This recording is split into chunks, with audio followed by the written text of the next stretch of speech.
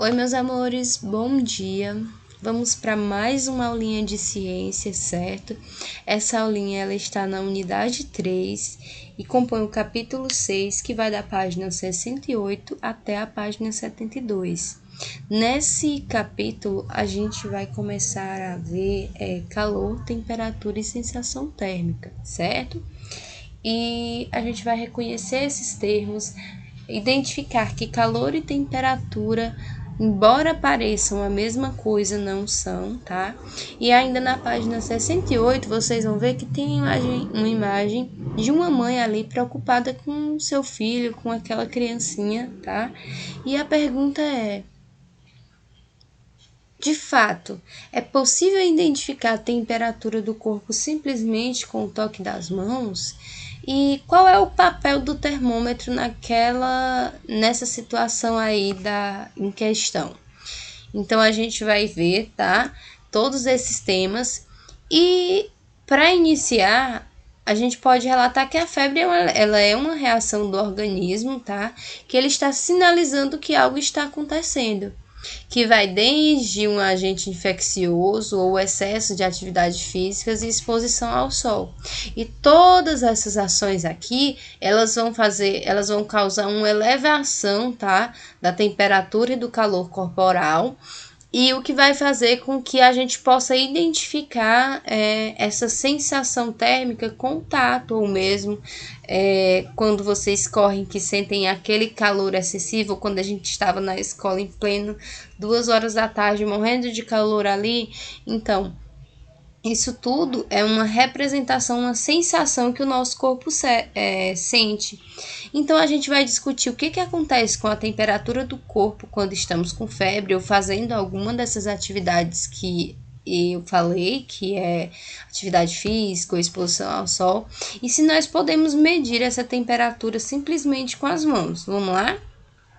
Bom, a princípio a gente vai discutir que temperatura e calor, tá? Que é um dos principais temas dessa unidade, são realmente facilmente confundidos, porque eles são tidos como sinônimos. Lembrando de português que sinônimos são coisas que a gente acha que são iguais, tá? Embora sejam sinônimos, eles têm definições segundo a física que são diferentes e, portanto, a gente vai ver cada um deles. A temperatura seria quando todas as substâncias são constituídas de partículas, certo? E essas partículas pequenas, elas estão em movimentos mesmo nos materiais sólidos, ou seja, mesmo que eu tenha um talher, lá dentro, aquele material ele é formado de pequenas partículas que são invisíveis aos meus olhos, mas que elas estão em movimentos constantes. E esse movimento, ele recebe o nome de agitação térmica, certo? Quando eu tenho um determinado tipo de material, como por exemplo um garfo, que ele está frio, as moléculas dele se movem em uma velocidade bem menor. Já quando eu tenho um corpo, tá, que está aquecido, esse corpo ele tende a ter suas moléculas ficam mais agitadas, e é justamente esse movimento das moléculas que eu vou chamar de temperatura. De novo, professora, eu não entendi. Nós e toda a matéria é formada de pequenas partículas, que seriam essas partículas. Mesmo sendo materiais sólidos, essas partículas elas estão se movimentando. E esse movimento, ele gera uma temperatura, tá? Essa temperatura vai ser justamente causada por esse movimento dessas moléculas. Se o movimento for lento, eu tenho o quê? Um corpo frio. Se esse movimento estiver agitado, eu tenho um corpo aquecido, tá? Então, essa temperatura ela vai ser um resultante dessa agitação das moléculas. Já o calor é uma energia térmica transferida, tá? É o que eu transfiro de um corpo para o outro. E essa transferência ela ocorre de um corpo com mais energia, ou seja, de um corpo mais quente, para um corpo com menos energia, que é um corpo mais frio. E essa transferência de energia térmica, ela se dá de um corpo para outro até que eles fiquem em equilíbrio. Vamos ver aqui. Bom, nós temos lá o garfo quente e um garfo frio, vamos supor, né? Ou então a mão quente e uma mão fria, um corpo quente e um corpo frio. Eu pego com a mão e coloco a minha mão que está quente sobre uma parte frio, vai haver uma transferência de calor. É justamente essa transferência de energia até que eu encontre os corpos em equilíbrio que eu chamo de calor.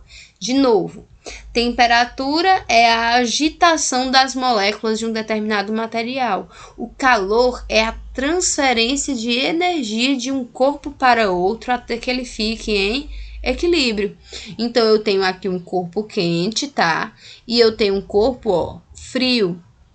O calor é justamente essa ação em que os corpos entram em equilíbrio. Eu troco energia de um corpo mais quente, de um corpo frio, até que ele fique em equilíbrio. Sempre a temperatura vai passar do corpo quente para o corpo frio, certo? Até que ambos fiquem em equilíbrio.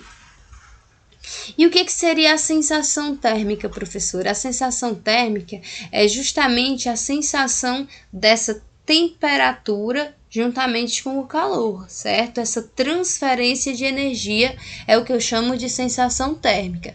As sensações térmicas, elas podem ser sentidas de diferentes formas, de acordo com as pessoas distintas. Por exemplo, eu posso não estar com calor no mesmo lugar que você está.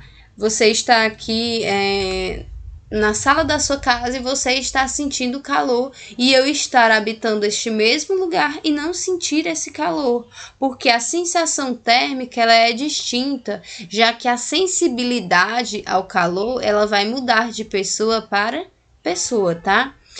O tato, que é justamente um dos nossos sentidos, vamos lembrar lá da sexta série, tato, olfato, paladar, audição e visão. O tato é o que nos proporciona sentir, tá? E ele é o que vai possibilitar justamente a gente sentir essa temperatura qualitativamente. Quando eu chamo qualitativamente, é porque ela não é precisa, ela não tem um valor numérico. Se a mamãe pega na testa de vocês e sentem que vocês estão com uma temperatura mais elevada do que a dela, ela vai dizer, poxa, você está com uma temperatura alta, você está com febre. Ela está mensurando qualitativamente. Ela está dando uma qualidade, tá? A sua temperatura, boa ou ruim. Mas ela não pode dar valores numéricos. Ah, você está com febre porque você está com 38 graus, você está com 39 graus. Para medidas quantitativas, é preciso que a gente tenha o termômetro, tá? Qualitativamente é quando a gente dá uma qualidade para a temperatura, uma qualidade a alguma coisa. Então, o tato, ele vai medir só qualitativamente, está mais alto ou não, você está normal. Para medidas quantitativas eu preciso de um termômetro, tá? E justamente, como eu havia falado, no mesmo ambiente a gente pode ter ter temperaturas diferentes. Esse slide estava igual, e o termômetro ele vai possibilitar com que a gente sinta essa temperatura numérica. Muito bem. Existem dois tipos de termômetros, que são o termômetro de dilatação, tá? E o termômetro de resistência. Esses dois termômetrozinhos vocês vão encontrar na página 71, certo?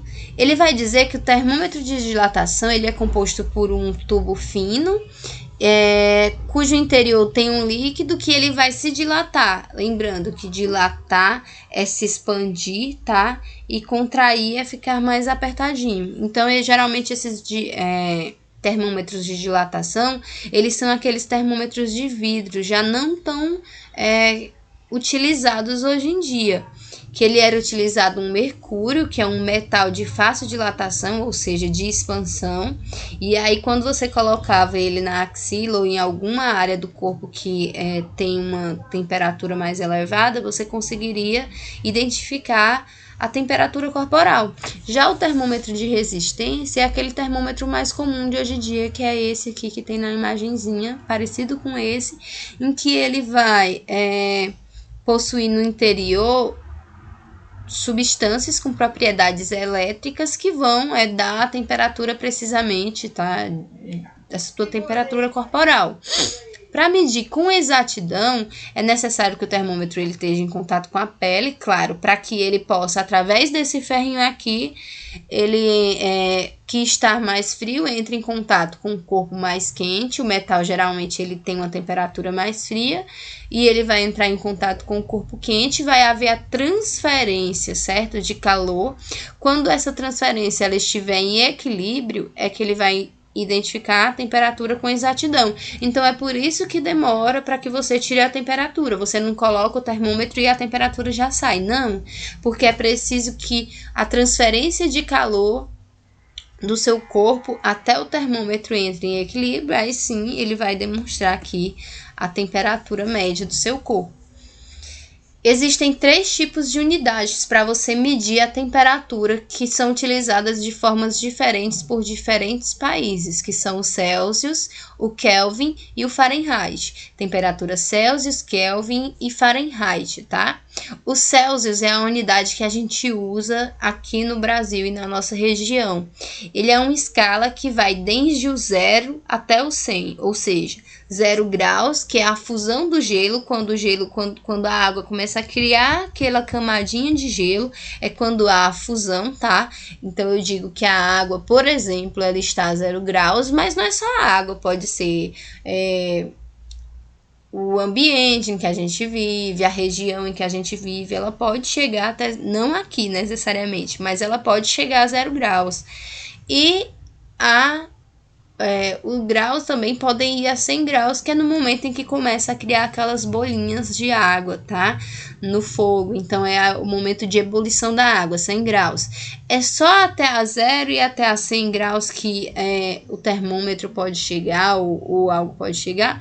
Não. O nosso termômetro, ele pode ir muito acima de 100 graus e muito abaixo de 200, aqui ele colocou muito abaixo de 0 graus, ele colocou aqui menos 273,15 graus. Ele pode chegar a bem menos ou ele pode chegar a bem mais, tá? E a gente vai medir em graus, por exemplo, 120 graus, menos 17 graus. Então, quando a gente tem uma temperatura acima de 0, a gente diz em graus. E quando a gente tem uma temperatura abaixo de 0, a gente usa esse menos, tá? Para dizer que é abaixo de 0 tantos graus. Essa parte aqui, média, seria o ponto de ebulição da água para todos os tipos de medidas de temperatura dessas escalas, tá? E esse daqui seria o ponto de fusão, que é o ponto 0, e aqui o 0 absoluto de cada um desses. Então, a gente tem aqui que o Kelvin, ele pode ir de 0, que é a temperatura absoluta mais baixa, até a temperatura mais elevada, que seria 373,15 kelvins, tá? E já Fahrenheit, a gente teria como a temperatura máxima, o ponto de ebulição aqui 212, o ponto de fusão, que é o ponto médio, que é quando a água começa a criar gelo, seria 32 Fahrenheit, e o 0 absoluto, que seria a temperatura mais baixa, menos 459 Fahrenheit. Mas isso não é tão importante por enquanto, mas vocês ainda vão, talvez, quando vocês estiverem no ensino médio, adentrarem mais nesse conteúdo, mas a princípio a gente precisa mais se deter aqui em reconhecer a nossa escala térmica, que é o graus, saber que ela vai de 0 até 100 ou de 0 até o 0 absoluto, que é menos 273,15, e que quando eu tenho uma temperatura que está acima de 0, eu chamo graus Celsius, e quando eu tenho uma temperatura abaixo de 0, eu uso menos para identificar que essa escala ela é negativa, certo? Então, a gente vai agora fazer uma atividadezinha pequena, que é da página 59, e são as questões 1, 2, 3 e 4. Qualquer dúvida vocês já sabem, contactem no privado e me mandem a atividade que a Tia Ellen tá esperando, tá? Um grande beijo para vocês e um ótimo começo de semana.